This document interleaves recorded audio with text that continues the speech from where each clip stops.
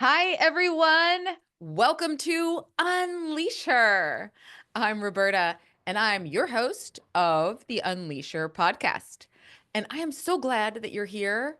Thank you so much for joining us. And do us a huge favor and make sure to follow and subscribe to my channel if you're here on YouTube. If you're not on YouTube, jump on over so you can see our guest's face and be more interactive.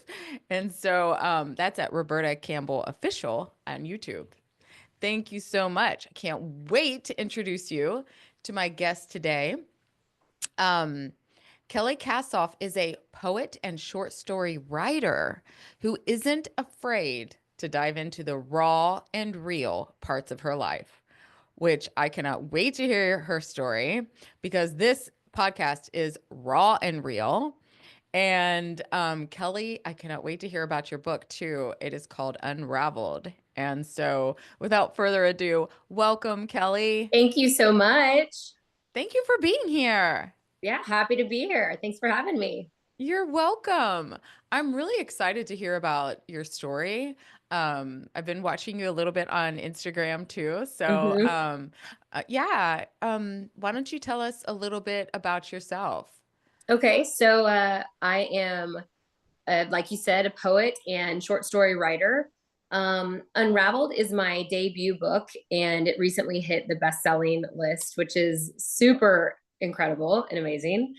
Um, Unraveled is a book comprised of like prose poetry, so it's like long form poetry told in a story form.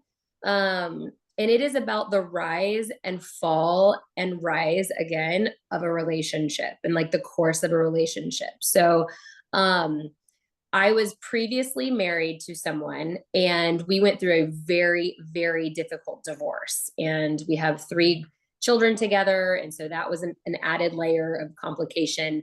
Um, and so Unraveled was this like cathartic way of kind of getting out the pain of ending a 10-year marriage. And there was a lot that happened within the marriage and throughout the divorce process that was really painful. And to the point where, I didn't know if I would ever, like, if I was going to make it pretty much. And so, like, really dark moments, really painful moments, navigating emotional abuse, financial abuse, um, and then coming out on the other side of it and meeting someone and falling in love and taking all that pain that I had and learning to trust someone and love myself and open up and bring my walls back down, like complete rewiring of my brain. And so Unraveled is that story. It's the story of how I completely started falling apart, unraveling, coming to pieces. My pieces all shattered into a million bajillion shards of glass, and then taking all of that into a pile and rebuilding myself. And now I'm remarried to someone incredible. So it's just like, it's this super big tidal wave of emotional writing. Oh my gosh. I love Yeah. the title. I love that. And how healing was that? You know what? It's written over certain time periods. And so some of them were just really painful to relive the memories, to like unlayer that those memories and feel all that pain again. Um, I think the writing process was really difficult for me. The publishing process, like once I put it out for public consumption, that was the moment that I felt super like complete. Yeah. So that was when it was like almost like self-validation that I had gone through this journey, and I put it all out there for public consumption. And with public consumption comes the good feedback, the negative feedback. And so I think that the writing process gave me kind of that armor to be able to handle the positive and negative that came with publishing. Yeah. And congratulations on the success. Thank you. Yeah, I'm You're shocked. welcome. Thank you. Yeah, I tell my friends and family and my husband, I'm always like, I'm so shocked. Like, how did this happen? And I think that when you read it, it really it resonates. So mine was about the end of a marriage, but I think it also bleeds into, it can be a parent child relationship, it can be a friend relationship, it can be like a boss and coworker relationship, this push and pull. And so I think it resonates with people across all readership. Oh, I'm sure that so many people can relate to Absolutely. you Absolutely. in many ways. I myself, of course, can Yeah. too. Yeah. Yeah. So I love that. Oh, so have you always been a writer? So I started my career in finance after college, and I went to graduate school and got a master's in finance and an MBA. And then when I started to have children, I kind of took a step back from that. And I've always been a reader, like a very avid reader. And I remember as a child, I would write short stories. And I specifically remember in, I think it was like fifth grade, my teacher wanted all of us to write in like the composition notebook, that black and white composition notebook. And 15 minutes every day, and all the other kids would like mumble and grumble about having to write something, and I was just filling pages, like just, I mean, a book of just random little stories that I was creating. So I consider myself a writer. I've always been a writer. Some people say you're not a writer until you're published. I don't believe any of that. If you're a writer, you've always kind of just used words as your superpower. Yeah. And I think too what I'm noticing is that people that are good writers obviously are good storytellers. Correct. Right. And I think that so I'm writing my second book right now. And it's called I Spy a Water Tower. And it's a lot of short stories. It's a little different of a format. But it's a lot of short stories about the human experience. And I think we're losing the art of storytelling. Mhm. Back in the day, like my grandparents would sit around the table and tell us stories of like their grandparents and their life and working, on a farm and all the things. I'm from Texas, so we have a lot of farmers in our family. Not anymore, but we did back then. Yeah. And I think we're really losing the art of storytelling. And what concerns me about this is that I think that it stems from the judgment that we are receiving from others. So when you go through a really hard thing like divorce, or you have a child who passes away, or you have a beautiful love story that you want to tell, like there's so many people out there that are going to be so quick to judge you and say hurtful things. And I think that's why we kind of mute ourselves to telling the stories of our lives and the fabric of our lives. And I want to bring that back. Like, I believe that it is so crucial and so important to be vulnerable and to peel back the layers of ourselves to show that we're all human. We're all living this beautiful human experience. And we all go through it, right? We have our good moments and we have our bad moments. Like, we're all in the thick of it. So, like, no one's better than the other. And we should be sharing these stories because I think that we can learn from each other. So Exactly. I'm trying to bring back the storytelling with my writing. Yes, I love Yeah. that. Do you ever, talk to someone and they're like, "Gosh, I haven't thought about that," or "I haven't talked about this in a long time," and you're Yeah. like, "Yes." Yes. Yeah. All the time. And I've had people come up to me or send me DMs on Instagram. Instagram's like my main platform right now. Um, and they send me like a voice note or through their DM telling me this story, and they're like, if you want to use this story in your next book, I'm happy to like have you tell it because I think it's important to the world.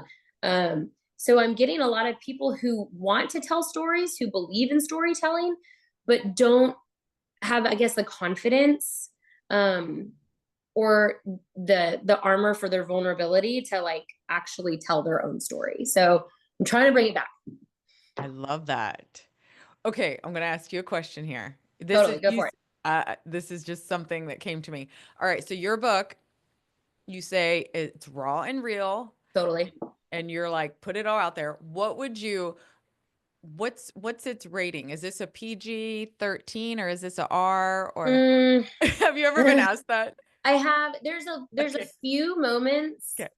that I think are catered to adults. Mhm. Um, there's some I skim the surface of infidelity. I skim the surface of um, pornography addiction. I kind of skip, I don't deep dive into it. I have children, I have daughters, and they like, my oldest is like, I want to read it. And I'm like, let's just wait until you're a little bit older. My stepdaughter, who is 14, I think she's might have read it. Um, and I kind of prefaced her when she was like, can I read it? I was like, you can. Like, I will never tell you not to read something. I think reading is powerful. um but I'm going to let you know that there are moments in there where it can get kind of adultish. So I would say that it does have adult themes sprinkled throughout. And then my second book, I Spy a Water Tower, there I go back and forth. There's one story that I've written that spicy is spicy, and everyone loves a good spicy story, everyone. But my husband's like, I just don't know if it fits within your the way that you write, the way that you tell stories. I don't know if that's like the content. I don't know if he's just a little on the more shy side. I don't know. So we'll see on the second book. But I do think that it's probably adult themed. Okay. Unraveled has some adult themes throughout it.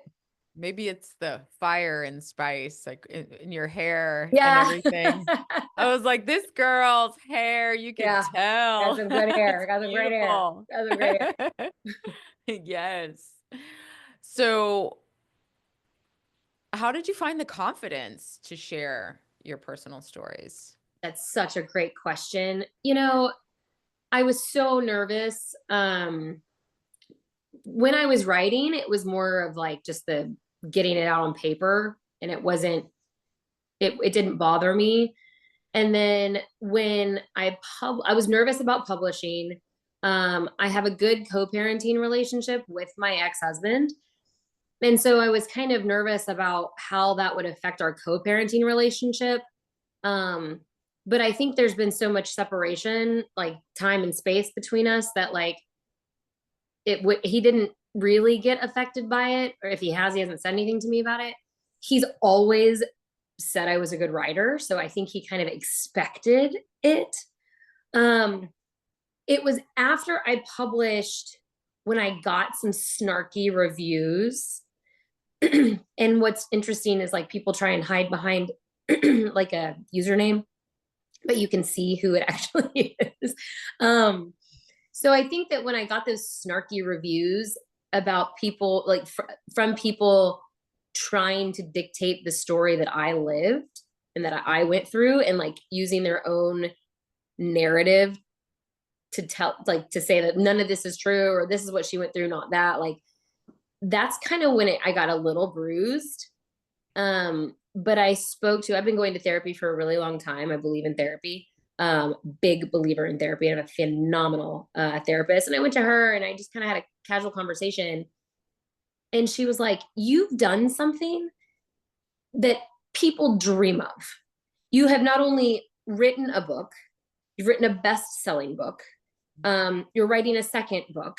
You've put the darkest moment of your life out for public consumption. You have one or two people who are just trying to bring you down. Like the people that you write about, the themes that you write about are those type of people.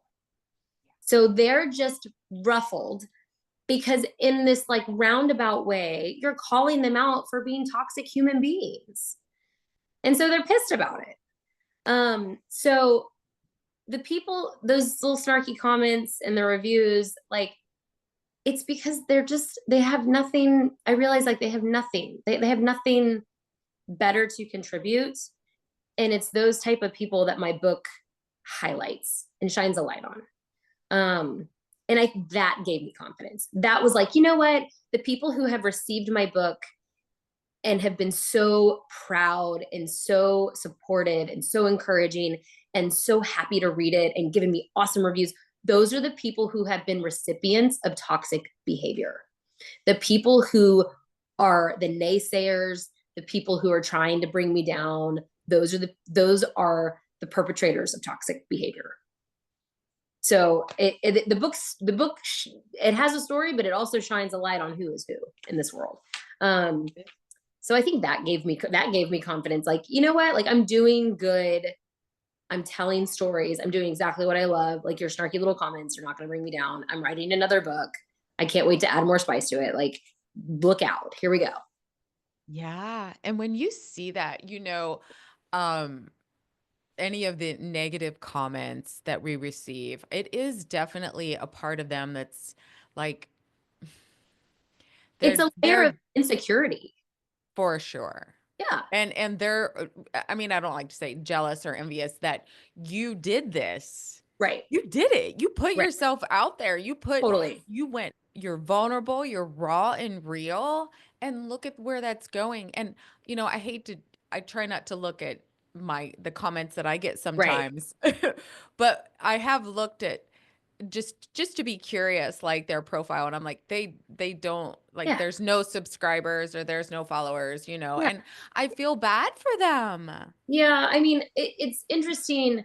You have these people who believe their own kind of reality. They believe their own narrative, um, or they hear something from someone else, and it's instant gold. It's instant belief for them. I feel like people have lost their ability to use their own discernment, um, and to come up with their own conclusions. Like, we have this herd mentality of people that, uh, one person says the sky is red, and everyone's like, the sky is red.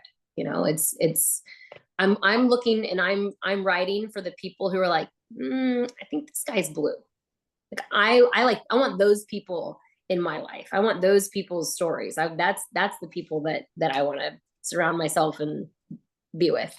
Yeah, and when you start looking at any comment, you're like, okay, go ahead, like, go ahead and Yeah, comment. You're making me. cool, cool, awesome. Thanks for the review. I don't, I don't care. It's just like it really can live, it can do so much more for you when you Right. understand that, and you come from that place of just compassion and understanding, Yeah. that they It does, are. to go back to your point, it does make me kind of sad because these people, they're not going anywhere. They're not doing anything. And one of the biggest preaches that I give my family and my husband all the time is, we're on this planet for a finite amount of time, for literally a speck in the timeline of the universe. We have like, what, Matt, like maybe 80 years if we're lucky, 90 if we're like on a great track. I'm aiming for 100. Right. Like it's it's not a whole lot of time. Right. What makes me sad for No. these people is like, they're not doing a whole lot with the little speck of time they have on this planet. Like, the ambition's not there, the vulnerability is not there. They Mm. could never walk in my shoes. They could never take their experience and formulate it into words and then publish it. Like, they could never. It makes me sad for them. They don't, like, what mark are they leaving in this world? How are they leaving this world a better place than what it was when they were here? Like, Yeah. you know? And I don't know about you, but I'm gonna tell you, I probably was one of those people that would be like, "Oh, I wouldn't comment because I Yeah, was too afraid." And I'm not saying, but I had that little chip on my shoulder. right. And I think we all have a little bit of that in us. I was recently talking to someone, and they were talking about someone who was having like a marriage problem, and this other person was like, "Oh, well, that doesn't surprise me." And like, kind of like my gut little reaction wanted to be like, "Yeah, you're right." but I was like, you know what? We don't know what's going on. Like that, I don't really feel comfortable talking about like someone else's relationship because like I know what it was like to have my divorce on full public circus, like for everyone to view. And I don't think I would want anyone to experience that. Like, I think it takes a little bit of mindfulness and intention to stop having that chip on your shoulder because I think it's kind of inherent in us. We're kind of a competitive creature. We want to compete. We want to be the best. We want to, have the nicest this and that and whatever. But I think it takes intention and mindfulness to take a step back and say, it doesn't have to be that way. Like we can support and cheerlead for people, even if it's not like, even if we're not like winning. Yeah, and that's it. Take a step back Take a step back. and be aware and have that Right. mindfulness. So what okay, so you said, you're like, "Okay, so I see a therapist. I think it's great." I Mhm. have too. I have too. It helped Yeah. me. Yeah. But then I moved on from that and I've had mentors and coaches, and so like how did you move on from like taking the steps to rewire your mindset and change that? So I think that therapy, I still go to therapy. I went to therapy yesterday. I don't go as often. I kind of, it's like as needed. I go to the same therapy. I've been going to her for 4 or 5 years. Like she is incredible. I actually dedicated the book Unraveled to her. I'm sorry to interrupt, but I think this is so important because, when you do find somebody that a therapist that you really are in tune with, definitely stick with Oh, them. you I'm stay. just saying maybe I just didn't, Yeah. maybe it wasn't the right time for me Right. or somebody I didn't associate with, but Right. I love this. So Yeah. sorry. No, she's been incredible. And like I went into her with the mindset that we would just like get through the divorce, like right? We would just get through kind of what I was in the middle of. And man, that snowballed into like creating healthy boundaries with friends, dealing with stuff from my childhood, how to show up in my new marriage with like patience and like just I mean it is I'm like I think that kind of rewired me. So I wouldn't say that I've ever had a coach. Um, I would say mentor wise, I think I just, when it comes to writing, I think some of the authors that I've read, their writing styles have kind of given me um, guidance on how to write myself. Um, and then I think that my grandfather who passed away a long time ago, and I think he passed away in 2012. He was always encouraging of anything that I wanted to do. And he's always kind of in my back pocket when I'm writing or when I'm, nervous about putting something out there for everyone to read. Cause he was like an old Texas country boy. Like he would not give a shit. He was like, do what you do and hope it don't care about what anybody else says. And so I always kind of have him in my back pocket. But therapy's been really important for me. And then some of the authors that I think that are incredible authors, like Joan Didion, she's a essayist from the 70s. She's fantastic. Um, Gabrielle Garcia Marquez, one of my favorite books, 100 Years of Solitude. Uh, I think the book that kicked off me actually wanting to be a writer one day when I was a child was Dante's Inferno, um, which I think I read it like middle school. Franz Kafka is fantastic. I mean, so I love right Anne Lamott, love her. Stephen King, love him. So yeah, just I think those as like mentors just for writing purposes. Ooh, I like that. Yeah, yeah. Okay. What do you hope that readers can take away from your work? Oh man. Um, so I think this is a two-part question. I think that, or two-part answer.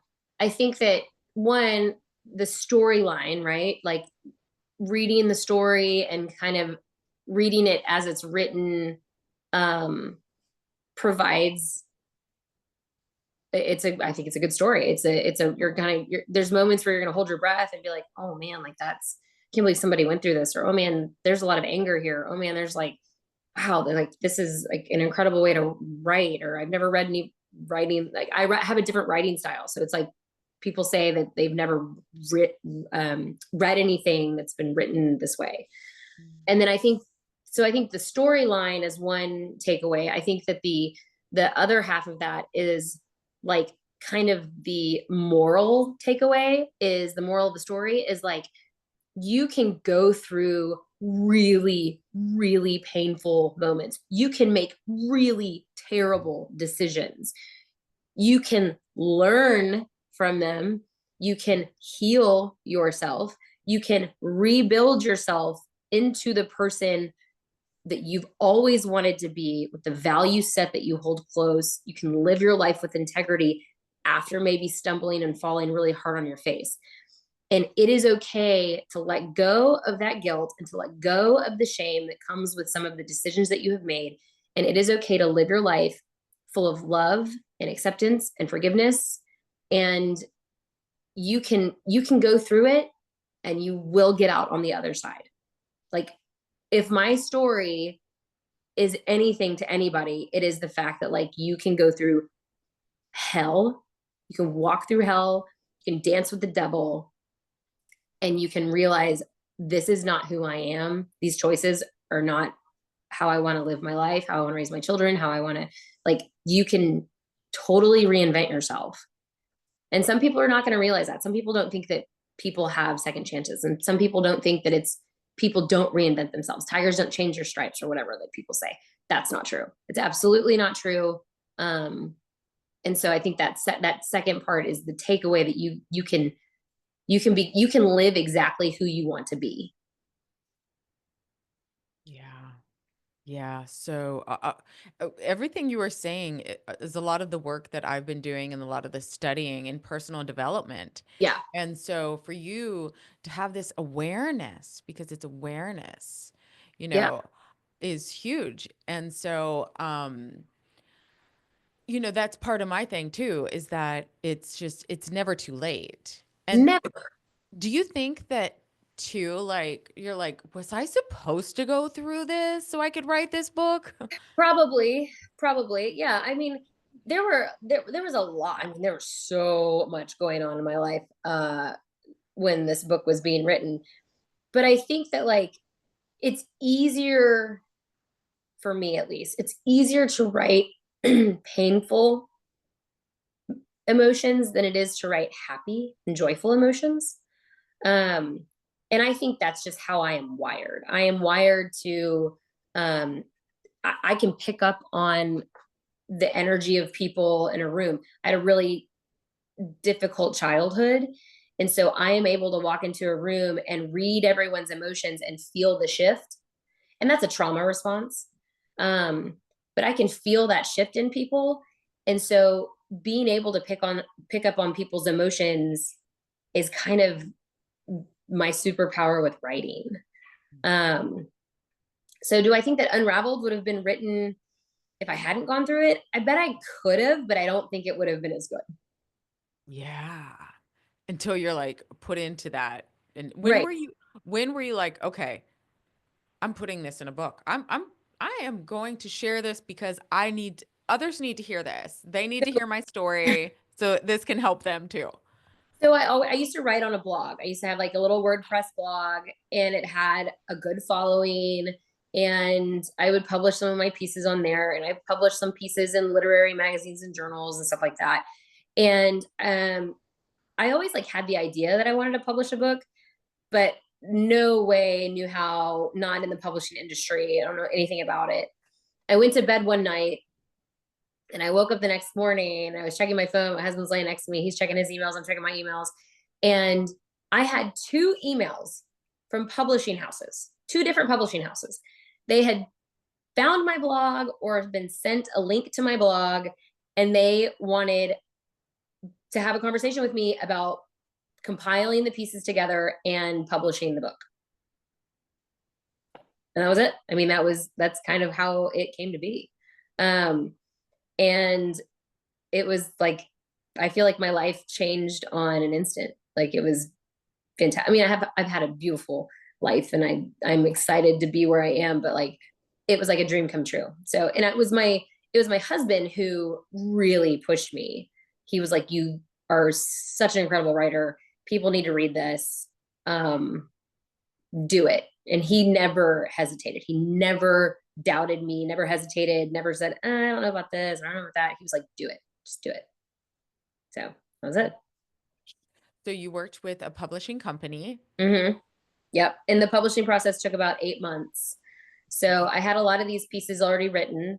And then we did like a round of editing and formatting for the interior. And then there's formatting for the exterior and the back cover and all this other stuff. So it took about 8 months. Yeah. And it's everywhere. It's like Amazon, Barnes and Noble, Target, Walmart. Yeah. That is awesome. Yeah. What about the front cover? Oh yeah. It's super cool, right? Uh, Yeah. What is that? And how so did that come about? let me just pull this out. So it is it's a female bust. You can see her neck and her face, and then her hair kind of goes crazy. I wanted something that was feminine but dark, and something that portrayed like a woman's unraveling.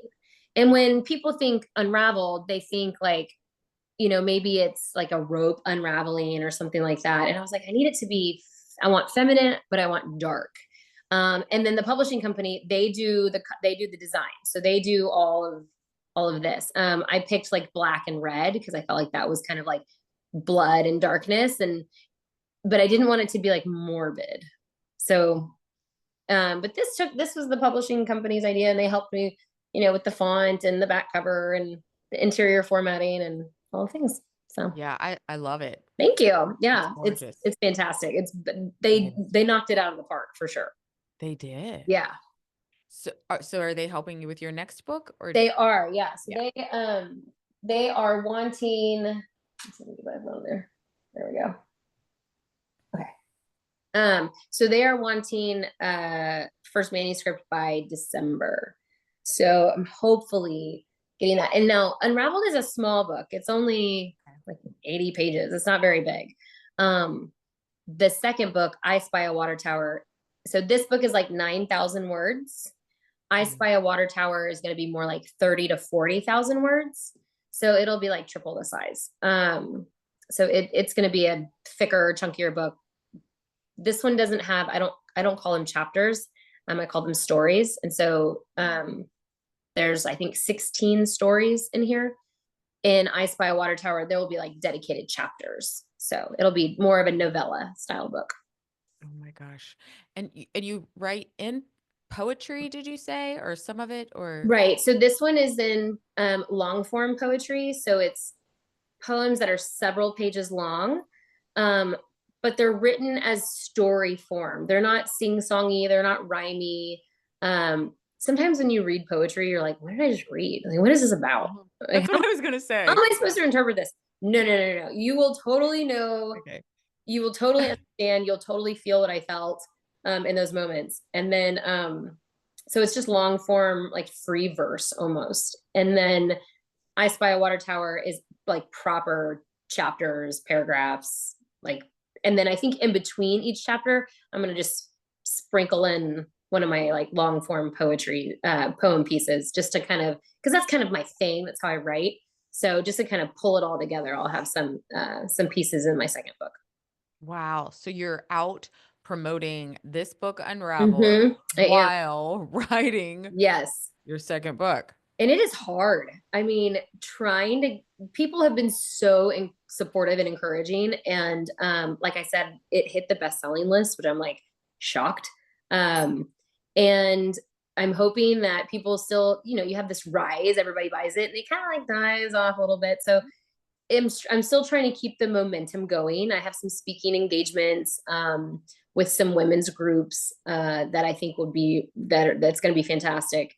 But yeah, I'm always hoping people will buy it and read it and leave good reviews and follow me on Instagram. And I'm super engaging in Instagram. Some authors, they don't respond to your DMs and stuff. I try really hard to respond to everyone, and I send out free books. Like if, the cost of a book is too much for you, like I'll mail you one. Like I want people to read the story. And I want people to like understand that I think that it's okay to be vulnerable and tell your story.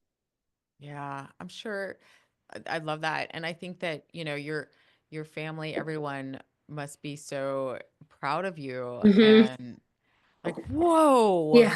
It's Right. pretty cool. I have my family comes from like a long line of creatives. There's a lot of like musicians in my family, and um my brother he paints. He's a super talented painter. It's not his day job, but that's kind of like his creative outlet. My sister is in LA and she works in the fashion industry, and so we come from the long line of creatives, but we've never had an author in the family. And so uh they read it, and they read it and they were just like, oh my gosh, like this is crazy. And I'm like, I know, right? This is crazy. Oh my gosh. And sometimes I'll read some of the pieces, like I'll go back and read, like if I'm doing a reading or if I'm doing a podcast and they want to talk about a specific piece, uh, I'll read it and then I'm like, I wrote this? This is crazy.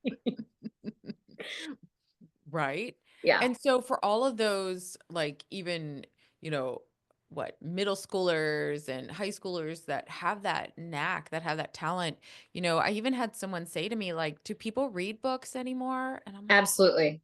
And we should be encouraging reading books all the time. So yeah. my three kids, I have one kid who like doesn't like to read, and it like kills me at my core because I'm such a reader. But she has dyslexia, and so it's a little bit more of a challenge for her to read. But we've tried doing audible like audiobooks for her, and it's working. So you can always find a book to read, and I think that reading and writing are core skills that we need to continue to push and encourage.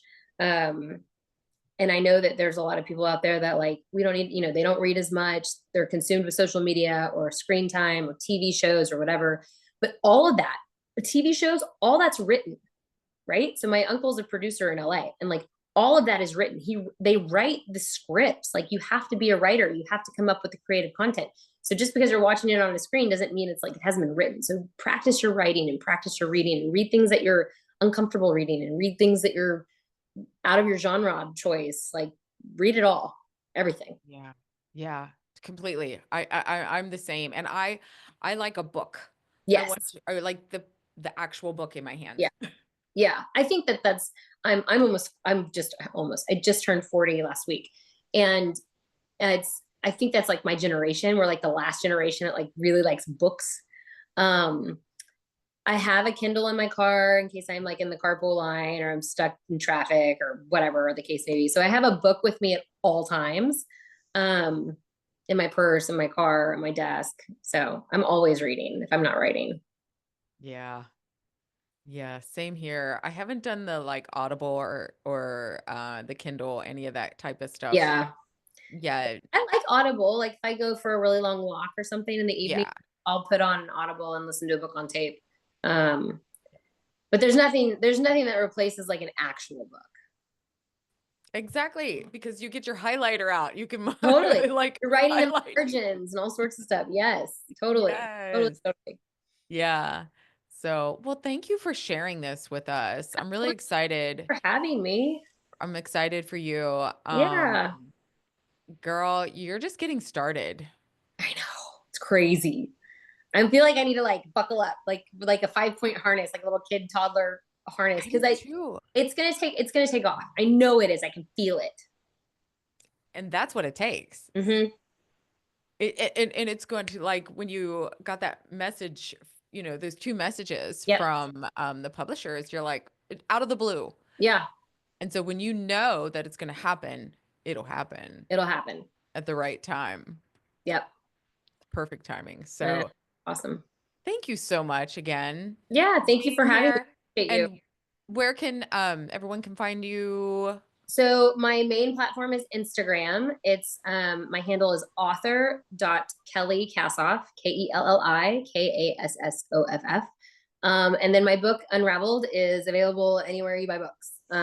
So I think everyone buys it on Amazon because it's just it's easiest. So it's on Amazon and Barnes and Noble, Walmart, Target, and then some local bookstores here. And then if you're in St. Louis, it's at the Novel Neighbor bookstore.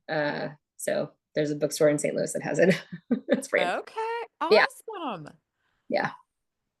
Oh gosh, thank you so much. Thank Everyone, you. go check out the book. Listen, I'm excited to read it. And thank you again. And everyone, thank you for being here today. And make sure to follow, like, and subscribe to this. Hop on over to YouTube so you can see Kelli's beautiful face and that fiery red hair that brought out the fire in her life. Yes. So, thank you so much and have a great day. Until next time, we'll see you later.